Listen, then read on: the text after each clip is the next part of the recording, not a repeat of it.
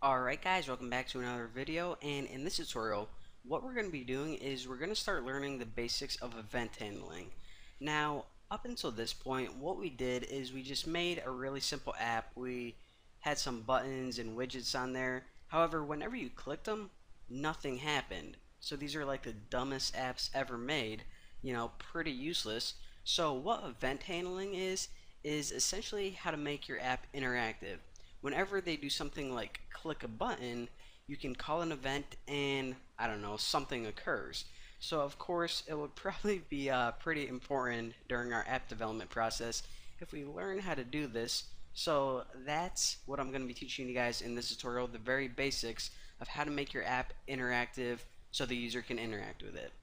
So what I'm going to do in this example is I'm just going to have one button, and then I'm going to have some text on there, and whenever the user clicks the button, the text is going to change. Pretty boring, but it'll be pretty easy to demonstrate what I'm trying to do. So probably shouldn't mention this. I actually started a brand new project with a blank activity, and I named my project Smart Button, but you can name it anything you want, of course.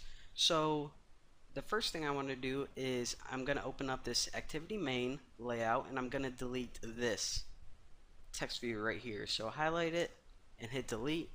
And the reason I did that is because I just want to drag a large text right there because it's a little bit easier to see during the tutorial. And again, I need a button as well. So go ahead and take a button and drag it right in the middle. So again, eventually the user is going to click this button and it's going to change this text right here. Now, whenever we're learning event handling, of course, what this means is we're going to have to wait for the user to click the button and then change the text. So we need a reference to both of these objects right here. So we need to set an ID for both of these widgets. So you can do these in any order, but I'm going to go to my text view first and scroll down to ID. And right here it says text view, but that is kind of hard to remember and pretty generic, so I'm just going to name this Bucky's text and hit enter. Name it anything you want, but actually write this down or remember it because it's pretty important. And for my button, I'm going to change the ID to, you guessed it, Bucky's button. Hit enter. So now, again, once each of these widgets has an ID, we can reference them through our code. Now the only other thing I want to do before we hop into our Java file is actually take care of these little warning messages right here. And you guys already know what these are. It says treat your strings as a resource, so click this, click the arrow, and let's just give this string a name. So for the text, I'll just name it like message underscore text. Make sure you don't name this the same as your ID or else that'll get confusing. So that's for my string, and do the same thing for the button. Alright, so for the button string resource, I'll just name this like the button text. So this will be the text that's on the button, and hit OK. So now what I want to do is I want to change the default text for both this string right here and also the text that's on the button. Now what I can do is I can go here and show you guys that shortcut, but your file, that strings.xml file, is actually under app resources. That's what RES stands for, values strings.xml. So for the button, I'll just set something like what can I put for the button, like click me Haas. So that's the text that's going to appear on the button. Now this right here is the default text, so it's the first thing that the user is going to see whenever they open their app. Now again, whenever they click the button, it's going to change, but by default I'll just write something like hello, since that's pretty creative, just hello. How boring is that? Now if you hop back over, you can see, okay, the default text of each changed appropriately. And actually, let me close out of this because we don't need it anymore. So now that we have our interface set up, let's go ahead and hop over to our Java file. And the first thing that we need to do is we need to import a few things.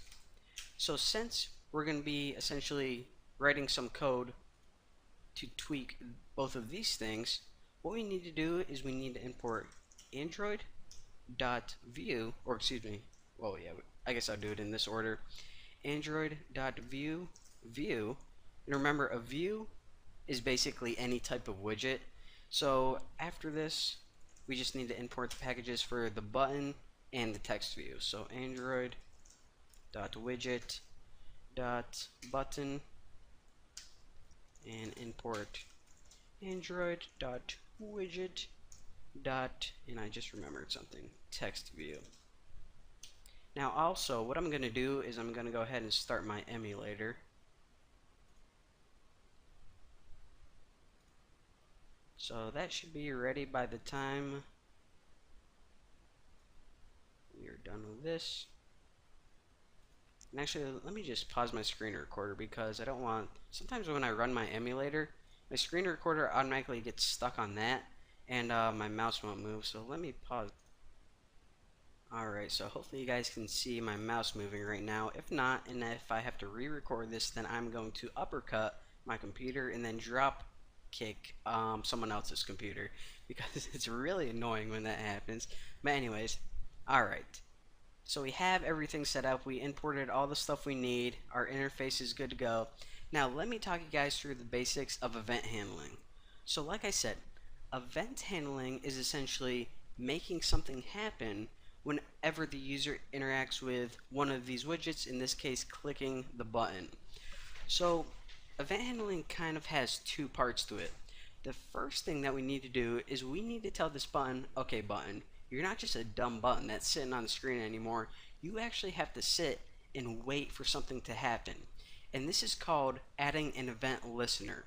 So adding an event listener means that your button is now going to listen for events, in this example a click. So once we added an event listener, it's going to be waiting for a click. Now the second part of event handling is, of course, after that click occurs, you need to make something happen, because even though it knows it got clicked, it would be pretty useless if nothing occurred. So the thing that happens is called a callback method. So again, event listener is basically waiting for a click, and the callback method is the code that happens, in this case changing the text on the screen. So really simple to understand, two parts, but it does take a bit of code. So the first thing I want you guys to do is go to your onCreate, and all of the code that we write is going to go right in here. Because remember, whenever we say okay button, you need to listen for something, it's a good idea to tell it that as soon as we create our activity, because we don't want to tell the button, to start waiting for something whenever we're about to close it. So we might as well set everything up as soon as we create that activity. So of course, the very first thing we need, you guys probably could have guessed it, is a reference to that button. Now remember, this button, or at least I named mine Bucky's button. So now let's go ahead and get a reference to it through code. So now we can just use button, and I'm just gonna name my variable the same thing as the ID, and I don't know, that's just a lot easier for me to understand, and there's no issues with that or anything. So I'm gonna name my variable in Java, or my object, Bucky's button, and what we need to do is we need to typecast this to button, and it's find view or find widget by ID, and the ID is resource.id, and then you just type the ID of it, which was Bucky's button, or whatever you named yours. If you named yours something different, then make sure to write that right there. So now we pretty much went to our interface, we got that reference to the button, and we now can treat it as an object. Pretty stinking sweet. Why do I always burp during my tutorial? Alright, so now of course what we need to do is we need to take that button and set up the event listener. We need to tell the button, hey dude, you gotta sit and wait for something to happen. So that's all we're saying, pretty easy. So Bucky's button, and on it we're going to call a method called set on, not long click listener, on click listener. Long click is something else. I'll show you guys that in the next tutorial if you want. So set on click listener, and inside here, again, let me clean this up. Alright, so this on-click listener is saying, okay, this button is going to wait for someone to click it. Now inside here, what we're going to do is we're going to pass in that callback method, which pretty much means after someone clicked you, then do this. Now the thing is, we can't just throw the method in here directly. We need to stick it inside an interface, and this is just standard programming practices. An interface is really simple to set up. It's just a collection of methods, pretty much. And in order to make an interface, just write the word new button, and the interface is actually it just popped up. Oh, now it's not gonna. Oh, it's popping up. Oh yeah, there we go. Alright, so on click listener. Now after this, just add your brackets. Alright, now within here, again, this is where we have our callback method, and the method for whenever the button gets clicked, this is what we want to occur, is public void on click, and we have to pass it in view v. Alright, so again, what's going on here is this is our reference to the button. This is our event listener, pretty much saying, okay, button, sit and wait for someone to click you. So it's a click listener. They have different types of listeners. And again, inside here is our callback method, and it needs to go in this thing called an interface, and that's just because, I don't know, it's just the rules of Java. So now within here we can actually type anything that we want to happen, but remember what I said I'm going to do is I'm going to change the text on this view right here. So the idea of it is Bucky's text, and again this is just going to take 2 lines of code, text view, and I'm just going to name it Bucky's text and set it equal to the same thing we did up here, but we need to typecast it to a text view object first, and then we can just do find view by id r.id.Bucky's